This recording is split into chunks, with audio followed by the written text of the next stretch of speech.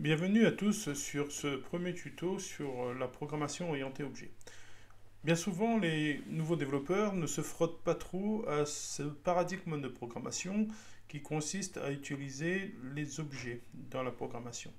Alors vous allez voir qu'avec WinDev, ce n'est pas si compliqué que ça. C'est vrai que la notion d'objet est un peu abstraite lorsqu'on parle d'une instance d'un objet, de créer un objet et que cet objet a des méthodes ou des propriétés. Donc, ce que je vous propose, c'est de vous expliquer comment cela fonctionne le plus simplement possible en général et retranscrire un petit peu ce que moi j'ai compris de la programmation orientée objet au travers de la documentation de PCsoft ou au travers des tutos que j'ai pu suivre sur cette programmation orientée objet. Alors, je précise que je ne suis pas développeur professionnel, mais j'ai créé des petits projets qui tournent très très bien et de plus en plus, je monte en puissance et j'avoue que moi aussi, comme la plupart des jeunes développeurs, j'ai beaucoup étudié les codes sources pour essayer un petit peu de comprendre différentes techniques de programmation et aujourd'hui, pouvoir, et je l'espère, pouvoir vous partager mes retours d'expérience sur ce que je comprends au travers des codes sources que j'ai pu étudier. Alors sans plus attendre, ce que je vous propose, c'est de passer directement sur mon écran. Donc j'ai ouvert WinDev et j'ai donc créé un fichier tout simple, et donc un fichier client. Alors ce fichier client, il comporte les informations sur un client, donc en faisant un clic droit et en faisant l'affichage des rubriques. Vous pouvez voir que ici j'ai gardé l'identifiant donc sur 8 octets pour l'IDT de mon client avec une identification automatique. Pour le reste, ça va être des chaînes de caractères, donc le nom du client. J'aime à préciser nom plus client parce que si jamais j'ai un fichier qui utilise aussi cette notion de nom, c'est pour faire une distinction. Mais c'est là aussi une technique de programmation qui m'est propre et qui, moi, me facilite pas mal de choses lorsque j'ai à travailler sur une analyse qui comporte énormément de fichiers. Donc le code postal, je l'ai laissé là aussi en format chaîne avec une clé avec doublon, ville client, clé avec doublon et nom client, clé unique. Donc c'est cette clé qui me permettra aussi d'éviter des doublons dans mes fichiers et je mets des clés sur certaines rubriques afin de pouvoir faire des recherches plus tard sur mon fichier. Une fois que j'ai défini mon fichier, je clique sur OK, hein, comme d'habitude, pour pouvoir créer ce fichier dans mon analyse. Je vais sur l'onglet Analyse Génération pour à ce moment-là mettre synchro l'analyse et la base de données. Donc mon fichier client il est créé et je peux voir qu'il est créé en faisant édition avec le WDMap. Donc je retrouve mon fichier qui est vide, le nom du fichier, le nom de l'analyse que j'ai défini et bien sûr avec le chemin du fichier. Alors si vous n'avez pas possibilité d'ouvrir votre fichier à la suite de la génération avec le bouton gauche et le WDMap, il faut à ce moment-là penser là aussi à créer le fichier de données. Parce que tant que celui-ci n'a pas été créé, vous ne pourrez pas éditer ce fichier de données avec le WDMap. Donc une fois que c'est fait et qu'on a contrôlé que notre fichier existe, à ce moment-là, on peut commencer à travailler dessus. Alors, la première chose, avant de créer des fenêtres ou toute autre chose, c'est de créer la classe. Et donc, on va créer une classe qu'on appelle client, qu'on va mapper sur ce fichier client. Donc, on revient sur ce fichier client, on fait un clic droit et générer une classe modèle. Lorsque je clique sur générer une classe modèle, à ce moment-là, WinDev va mapper donc cette classe avec le fichier client. En fait, c'est comme le data binding dans le principe général de développement.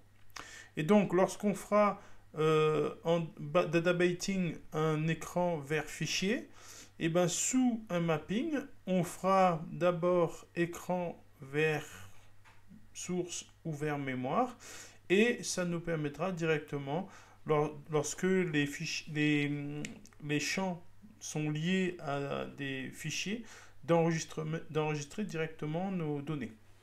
Et donc là, on peut voir que la classe client est mappée avec le fichier client. Hein, c'est ce qui est précisé ici, est une classe mapping sur le fichier client.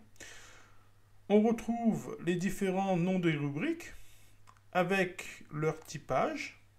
Et donc, on reconnaît ici que l'identité du client est mappée sur le fichier au niveau des clients avec une clé unique. Donc voilà ce que c'est, en fait, tout simplement, cette notion de mapping au niveau du fichier. Ça voudrait dire qu'on lie effectivement le membre de la classe avec une rubrique du fichier. Et donc, on constate aussi que sur le panneau projet est apparue une toupie devant la classe. Et quand on clique sur celle-ci pour l'ouvrir, on retrouve effectivement une méthode, pardon, pas une méthode, mais une classe client. D'accord ? Je ne suis pas encore au stade de l'objet. Hein, donc là, on est au stade de la classe client. Et cette classe, elle va comporter des membres. Donc, ces membres, c'est, si on regarde bien, les noms, effectivement, des rubriques de fichiers. Donc, on retrouve l'IDT client, l'adresse client, le code postal, le nom du client. Et donc, ces informations, on appelle cela des membres. Et c'est pour ça que quand vous regardez dans le code, dans la déclaration de la classe MT client, on retrouve devant chaque rubrique un petit m pour membre d'une classe. Donc, MIDT client est membre de la classe client. Alors, on retrouve ici des propriétés, et donc on va en parler un petit peu après, ainsi que le constructeur et le destructeur. Donc, en l'état actuel, au niveau de la classe, elle n'est pas utilisable à proprement parler pour l'appeler, pour lui faire des méthodes ou pour y enregistrer des informations. En fait, quand j'ai une classe client, comme ceci, je peux lui donner des méthodes. Et donc, une méthode, c'est ce que peut faire effectivement une classe. Donc, par exemple, si j'ai une classe client, une méthode, ça va être de sauver l'objet client, l'information du client. Une méthode, ça va être aussi de pouvoir appeler une information au niveau du client. Et donc, la chose qu'on va faire en premier, c'est un clic droit sur la classe client et donc définir une nouvelle méthode qu'on va appeler ici sauve client. Et donc, cette méthode va contenir le code qui va me permettre de récupérer mes informations qui ont été mappées par les différents champs et de les sauvegarder au niveau des fichiers. Donc pour l'instant, les autres informations ici sur la portée publique, protégée, privée, les classes abstraites ou globales, ou rôle des classes, pour l'instant on n'en parle pas. Ça, on en discutera dans d'autres tutos. Donc pour l'instant, vous définissez la méthode et vous cliquez sur le bouton ajouter. Et ici, donc j'ai une méthode client qui est apparue avec une procédure sauve client. Et c'est dans cette procédure que je vais éditer mon code et je vais me servir ensuite de cette méthode avec l'objet qu'on va créer, avec l'objet client qu'on aura créé, pour appeler cette méthode et faire exécuter le code que contient la méthode. Donc, j'ai une méthode pour pouvoir sauver mes clients. Et je vais créer tout de suite une deuxième méthode pour pouvoir charger les informations des clients, que je vais appeler à ce moment-là charge client. Donc vous voyez que je n'ai pas créé de fenêtre pour l'instant. Et je vais tout de suite commencer à écrire du code. Donc, dans le sauve client, c'est ce qui va me permettre ici de pouvoir sauvegarder les informations qui concernent le client. Alors, ça peut être déroutant la première fois qu'on voit cette technique de programmation, mais il faut l'essayer, hein, donc tapez le code, regardez comment ça fonctionne, et à ce moment-là, vous allez comprendre comment ça fonctionne. Et je vous avoue que moi-même, j'ai passé un petit peu de temps dessus pour essayer de comprendre comment on pouvait écrire du code alors qu'on n'a pas défini les fenêtres ni les boutons qui vont appeler ce code. Mais essayez de procéder comme ça, ou on procédera dans une deuxième temps au niveau des champs ou des boutons, hein, et vous verrez que très rapidement, on adopte cette méthode de développement. Alors, dans ma procédure de sauve client, qu'est-ce qu'elle va faire cette procédure? Alors, cette procédure, elle va permettre d'enregistrer mon client. Et si c'est un nouveau client, donc de l'enregistrer en tant que nouveau client, avec un H enregistre. Et si mon client existe déjà par rapport à son nom, que j'avais défini comme clé unique dans mon fichier, à ce moment-là, me permettre de sauvegarder les modifications. Alors, qu'est-ce que je vais faire? Je vais dire à l'ordinateur, à ce moment-là, avec un si, de vérifier est-ce que je suis sur un nouveau client ou sur une modification de fiche. Alors, pour ce faire, on va se baser sur l'identifiant. Et on va se dire que si j'enregistre une nouvelle fiche, en fait, l'identifiant du fichier devrait être 0 ou nul. Donc, je vais dire que si le membre de la classe client, donc qui porte le M avec un underscore IDT client, donc là il va me le proposer, hein, donc c'est un numérique IDT client, égale à ce moment-là à 0 ou nul, donc ou M, donc NIDT client égale à nul, alors on va dire que c'est un nouveau client. Voilà. Donc, j'ai défini tout de suite mon nouveau client. Donc, nul, ça prend 2 L. Alors, pourquoi j'ai défini avec nul aussi l'identifiant du client? Parce que certaines bases de données vont accepter ce type d'écriture. Alors, la première chose ici aussi, c'est une condition ou. Et donc, lorsque je mets un underscore devant ou et derrière ou, ça veut dire que si WinDev trouve le MIDT égal à 0, il va se contenter de cela et ne va pas systématiquement aller vérifier est-ce que l'IDT du client est nul. Hein? Donc voilà pourquoi on met un underscore devant le ou et un underscore après le ou. Bien. Donc, si j'ai un nouveau client, qu'est-ce qu'il va falloir que je fasse? Il va falloir que je contrôle à ce moment-là, est-ce que le nom de mon client n'existe pas dans mon fichier? Donc, je vais le faire, là aussi, avec un hli recherche premier. Donc, hli recherche premier, et donc je vais rechercher dans mon fichier client, sur la rubrique... Alors, pas IDT client, attention, hein, sur la rubrique que j'ai définie comme clé unique non client, est-ce que le nom de ce client existe déjà? Donc, je vais faire appel, si vous voyez bien, au nom de mon client, mais j'utilise ici, pour ce faire, le membre, d'accord, de la classe client qui s'appelle non client. Voilà. Et donc cette information, elle a été passée à la méthode lorsque j'ai fait tout simplement un écran vers source au niveau de mon bouton. Bien, une fois que j'ai fait mon hli recherche premier, donc je vais voir si je ne trouve pas cette information, donc si pas htrouve, à ce moment-là dans le fichier client. Alors... Donc, c'est un nouveau client, hein, si je n'ai pas trouvé cette information. Je vais dire à WinDev de faire un hras du fichier tclient. Alors, si vous ne faites pas un hras, à ce moment-là, le H enregistre ne peut pas détecter que c'est un nouvel enregistrement. Donc, il faut s'habituer à placer toujours un hras avant un h enregistre pour signifier que c'est un nouvel enregistrement.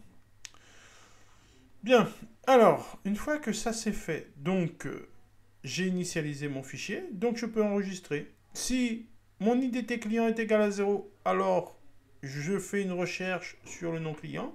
Et si je trouve le client si je ne trouve pas le client, pardon, dans mon fichier client, à ce moment-là, j'initialise mon fichier pour dire au H enregistre que c'est une nouvelle fiche et qu'il va falloir la sauvegarder.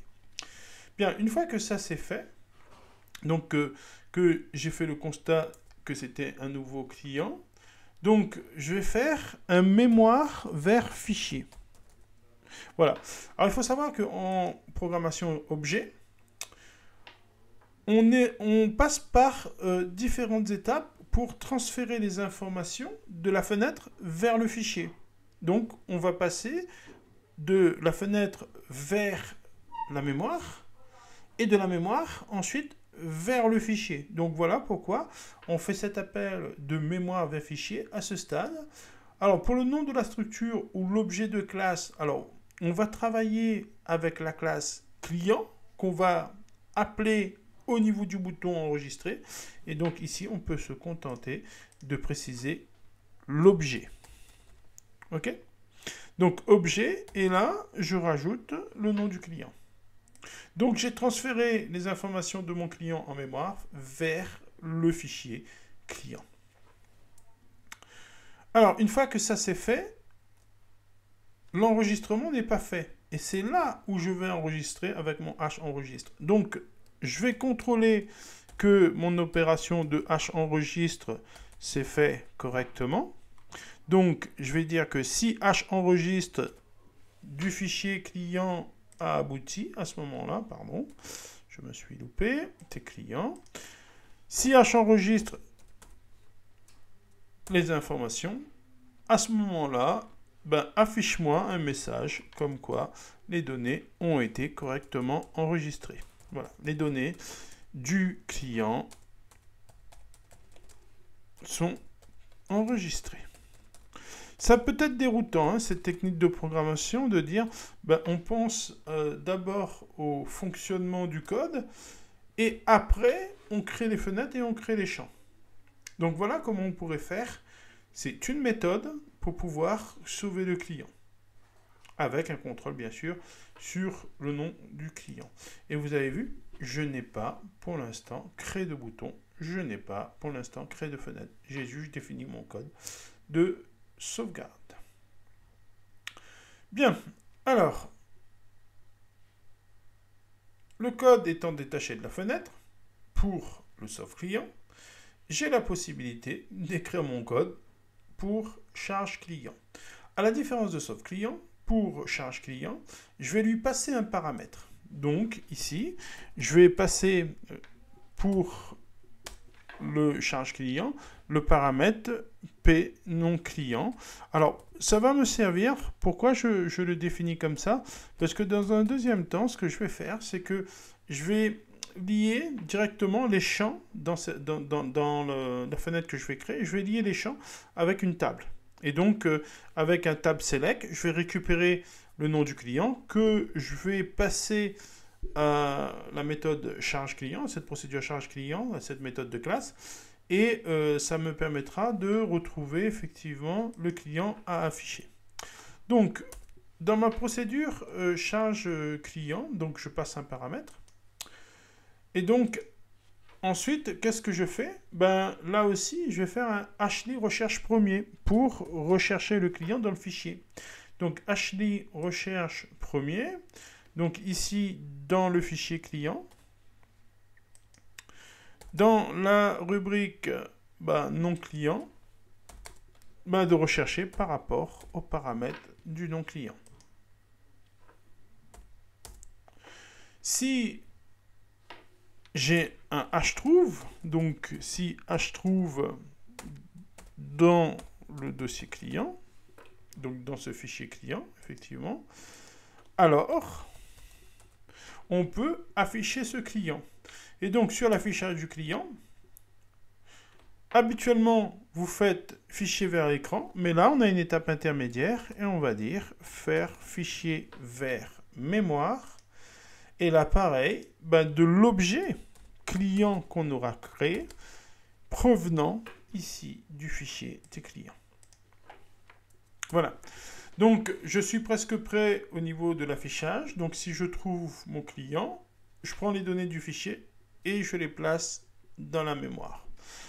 Sinon, si je ne trouve pas cette information, donc je vais avoir un message vers l'utilisateur au travers d'une info. Donc à ce moment-là, de lui préciser que l'utilisateur ou oui, l'utilisateur, oui, on va mettre l'utilisateur, n'a pas été trouvé. Voilà. Donc un message pour informer la personne que les données du client n'ont pas été trouvées. Donc on ne va pas mettre utilisateur à ce moment-là, mais on va mettre le client n'a pas été trouvé. Donc on va supprimer ça et on va préciser que le client n'a pas été trouvé. Voilà. Donc j'ai quasiment fini avec ma méthode charge du client. Alors, il y a quelque chose de très très important. Lorsque vous travaillez avec les fichiers de données, vous les ouvrez pour les parcourir avec des pointeurs. Et donc, lorsque vous avez terminé avec vos fichiers, pensez toujours à fermer vos fichiers. Donc, par hferm. Donc, hferm, ici, le fichier des clients. Une fois que j'ai fini de récupérer les informations dont j'avais besoin. Voilà. Et pareil, dans la méthode charge, donc dans la méthode de classe, client, à ce moment-là, je vais dire, là aussi, hferm. Alors, je suis où? J'ai pas fait de bêtises. Hferm, à ce moment-là, ce fameux fichier des clients. Voilà, j'ai clôturé mon fichier des clients. Donc, qu'est-ce que je viens de faire? Et je sauvegarde. Alors, je viens de créer deux choses. Au niveau de ma méthode de classe, donc méthode de classe client, j'ai créé charge client pour appeler lorsque je dois consulter les informations d'un client et faire afficher ces informations dans des champs. Et j'ai créé aussi ici une procédure, une méthode de classe sauve client pour enregistrer les informations de ce client. Bien, voilà un petit peu comment ça fonctionne cette histoire. Et vous voyez que ici, je n'ai pas créé pour l'instant de fenêtre, je n'ai pas créé de bouton, je n'ai pas créé de champ. Et ça veut dire que dans n'importe quelle fenêtre où je vais utiliser un objet client que j'aurai défini, dans la fenêtre est lié donc à la classe mtClient, je pourrais réutiliser ce code en appelant la méthode charge. Je pourrais utiliser la méthode charge client en appelant cette méthode de l'objet. Voilà. Donc voilà en quoi ça consiste ce paradigme de programmation. À ce stade, on peut d'ores et déjà se dire c'est bon, j'ai développé deux méthodes et donc je peux commencer à créer ma première fenêtre. Et donc je vais créer une fenêtre client sur laquelle je vais mettre les informations de mon client. Donc vous cliquez sur nouveau, fenêtre, une fenêtre vierge, ok. Alors cette fenêtre, je vais l'appeler client. Ok. Alors pour gagner du temps, et je ne sais pas si c'est une bonne méthode, j'espère que j'aurai des retours là-dessus pour savoir si c'est une bonne pratique ou pas. En fait, vous avez la possibilité de ramener les champs de saisie un à un et puis après de les définir, de les typer. Voilà, ça prend un peu de temps. Donc, moi, je prends un raccourci. J'espère que ce raccourci n'est pas dangereux. Ce que je fais, c'est que je sélectionne directement mes champs au niveau de la base de données. Je les copie directement dans la fiche, dans ma fenêtre client, dans cette fenêtre client. Et puis, je la retravaille un minimum au niveau de la présentation. Donc là, on n'est pas sur l'UX. Donc, je retravaille un peu ça. Et en fait, c'est très très important à ce niveau. C'est surtout de faire la liaison mais pas une liaison habituellement comme on le fait par exemple sur le fichier directement, mais sur des variables. Regardez ce que c'est en fait cette histoire. Lorsque je clique par exemple sur le champ nom et que je fais un clic droit, quand je vais sur description, dans cet onglet, pour aller voir la liaison, je suis lié, voilà, sur le fichier de l'analyse non client. Et ici, vous voyez, j'ai un petit X variable sur lequel je ne peux pas cliquer. Je ne peux pas l'utiliser pour l'instant parce que je n'ai pas créé d'objet client. Donc, regardez ici ce qu'il faut faire avant tout. Donc, une fois que ça c'est fait, et là, il faut bien suivre la procédure. Une fois que ça c'est fait, donc vous allez sur le code de la fenêtre. Alors, moi, j'ai pris par habitude aussi de renommer les noms des procédures de fenêtre. Hein. Donc, souvent, j'appelle ça du nom de la fenêtre. Donc, ici, de la fenêtre client. Donc, j'enlève les majuscules, je vais y arriver. Voilà. Donc, j'ai l'habitude de renommer mes fenêtres clients. Et voilà. Alors, qu'est-ce que je vais faire ici? Ben, je vais créer tout simplement une instance d'objet client. Et donc, création, je mets ça en commentaire, création d'une instance de l'objet client. Et donc, c'est là où je vais créer ce fameux objet client et je vais lui donner un nom. Et je vais dire que le client, ou un client, voilà, c'est une variable, hein, c'est une variable un peu, moi je dirais, un peu spéciale, qui va contenir toutes les informations qui concernent le modèle client.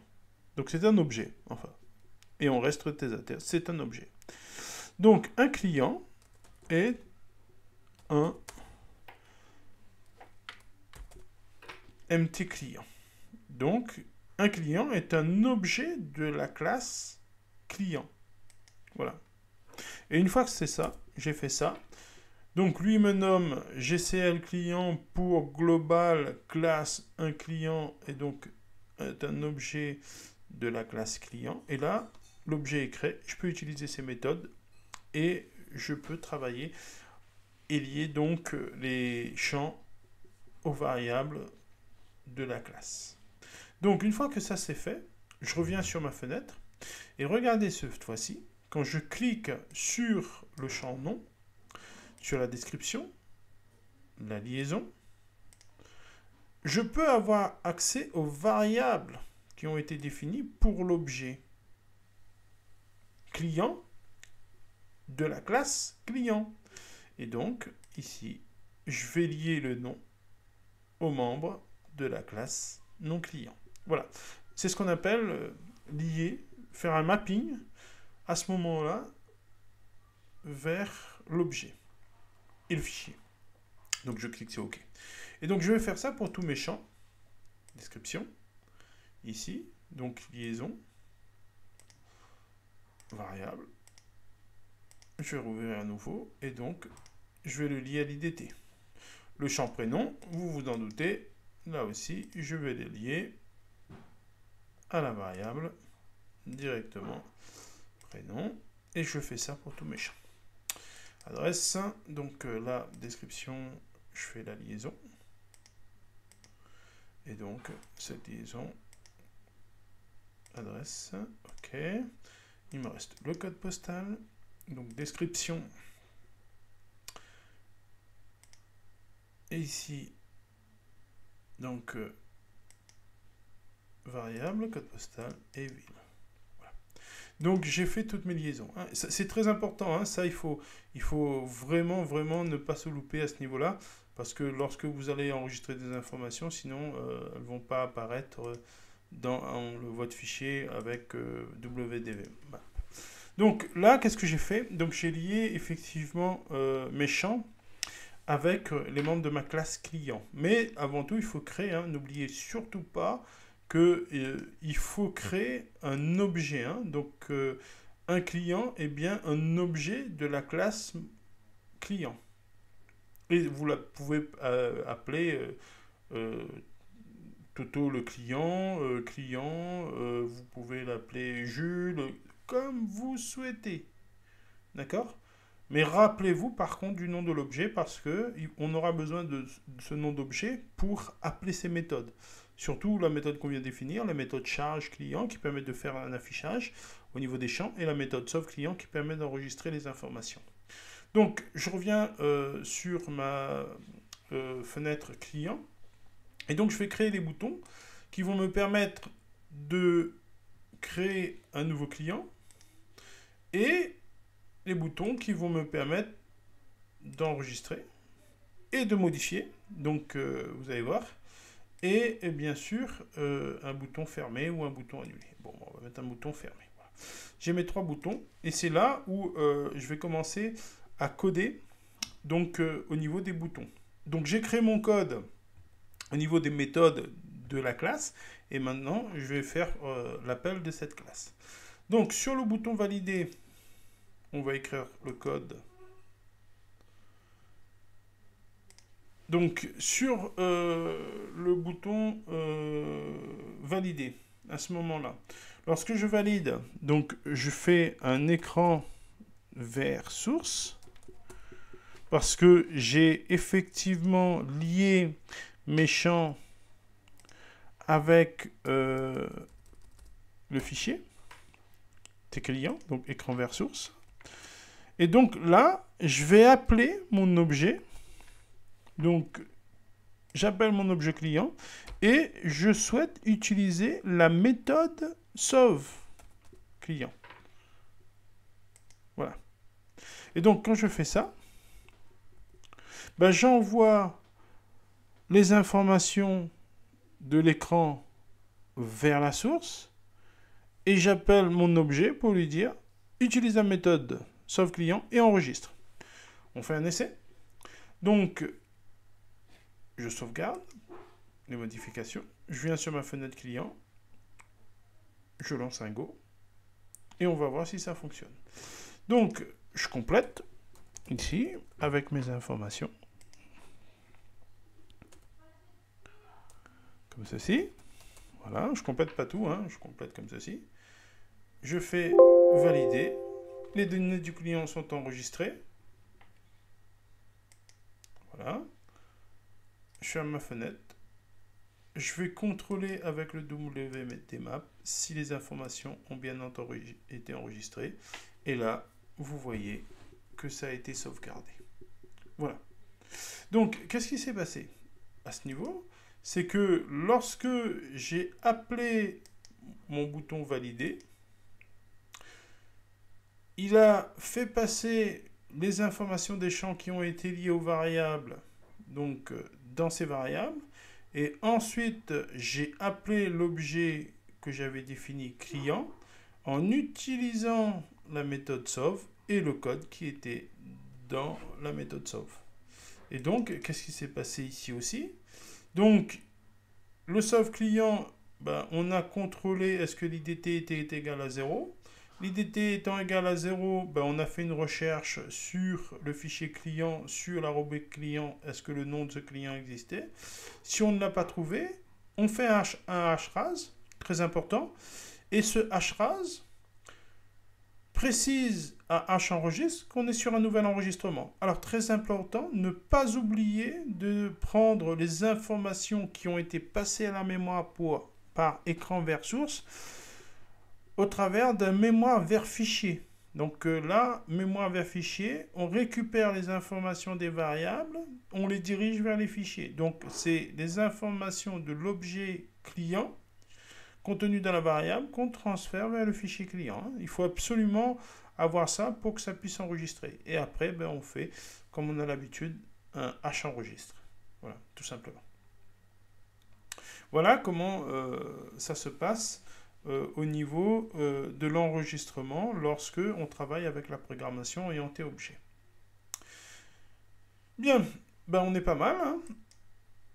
On va voir la méthode maintenant pour faire afficher une information. Donc on va utiliser la méthode charge. Ce que je souhaite faire ici, c'est lors de l'ouverture d'une fiche client, afficher le premier client présent dans le fichier. Donc pour faire ça, vous venez au niveau du code et on va taper un petit code qui va aller vérifier effectivement si le nombre d'enregistrements contenus dans le fichier tes clients est supérieur donc à 0. Alors, si c'est le cas, lis le premier fichier, la première information que tu trouves dans ce fichier client. D'accord? Alors, je peux mettre des tests, hein, donc toujours, hein, mais bon, je fais au plus simple. Là. Et donc, là, je vais appeler la méthode de la classe client, la méthode charge client. Et donc, je lui passe un paramètre, hein, souvenez-vous, hein, charge client, on avait mis un paramètre, et ce paramètre, ben, c'est ce que je reçois effectivement de mon HLI premier sur le fichier client. Et donc, je vais utiliser la rubrique du nom client. Voilà. Donc là, je sauvegarde. Je vais faire un petit go. Alors, ça n'a pas fonctionné du premier coup. Je vais regarder qu'est-ce qui se passe. Je suppose qu'au niveau du charge client, donc de la méthode charge client, j'ai dû oublier effectivement donc de faire un fichier vers mémoire à ce moment-là.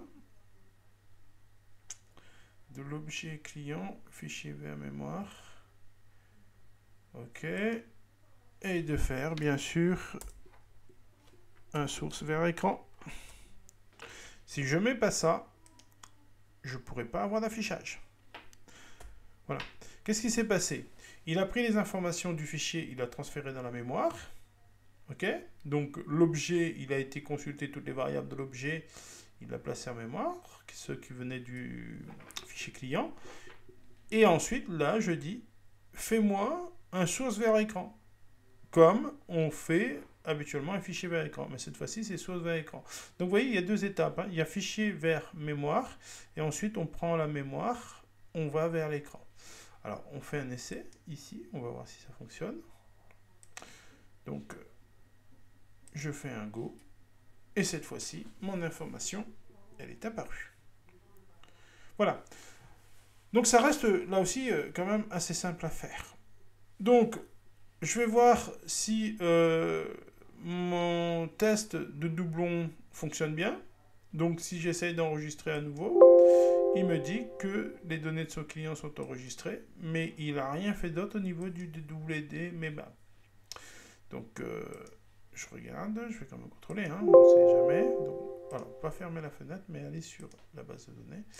Et je clique WDMap, il a effectivement constaté que cette information était la même, il ne l'a pas enregistrée à nouveau. Alors, est-ce que si je fais une modification sur le nom de famille, donc est-ce que ça le prend en compte? Alors, go, ici, et donc, si je fais une modification au niveau du prénom, ça ne va pas enregistrer, hein, parce que j'ai fait un test uniquement sur le nom, et donc là, si je mets une autre information. Alors, je devrais là plutôt passer par nouveau. Oui, parce que je suis sur la fiche 1 et normalement, si je modifie la fiche 1, comme ceci, il ne retrouvera plus le nom de famille et normalement, il devrait me le modifier. Donc, je clique sur valider. Les données sont enregistrées. J'arrête l'exécution un instant. Je reviens sur mon WDMap et donc, qu'est-ce qui s'est passé? Il a effectivement joué la modification.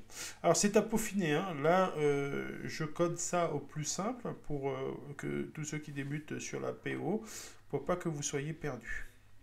Alors, le bouton nouveau, lui, reste facile à faire. Hein.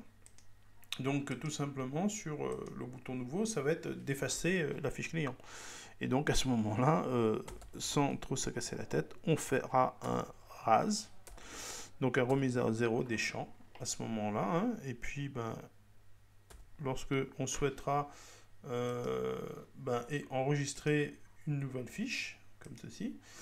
Donc voilà, j'ai la fiche par défaut qui apparaît. Je fais nouveau, ça refait passer mon ID à 0. Et donc là, si je mets le bon, par exemple,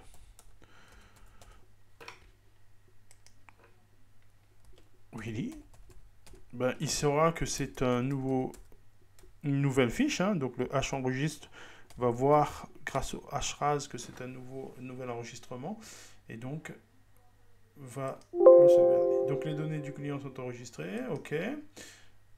J'arrête un petit instant l'exécution.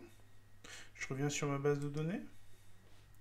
Je fais un clic droit, WDMap, et il me l'a enregistré. Donc voilà, ce petit programme fonctionne. J'espère avoir été clair dans mes propos. Donc on crée d'abord une classe. Donc un clic droit, générer la classe modèle au niveau du fichier. Ensuite, très important, une fois que vous êtes au niveau de la classe, vous avez des membres qui apparaissent. Il faut lier ces membres au fichier de données. Et on a le choix, soit on crée sa fenêtre et on code au fur et à mesure, ou on peut, si on a un peu d'habitude, directement créer les méthodes dont on a besoin, coder les méthodes, et ensuite, au travers des boutons, appeler effectivement ces différentes méthodes et les faire exécuter. Donc on peut passer des paramètres aux méthodes et ainsi de suite. Voilà. Donc dans le prochain tutoriel, je vous expliquerai comment créer une table d'objets et comment lier cette table effectivement avec des méthodes donc pour pouvoir rappeler et faire afficher des informations au niveau des champs. Donc je vous remercie d'avoir suivi ce tuto. Laissez-moi des commentaires. Pensez à vous abonner à cette chaîne. Et au fur et à mesure, on essaiera d'avancer un petit peu sur des paradigmes ou des concepts de programmation.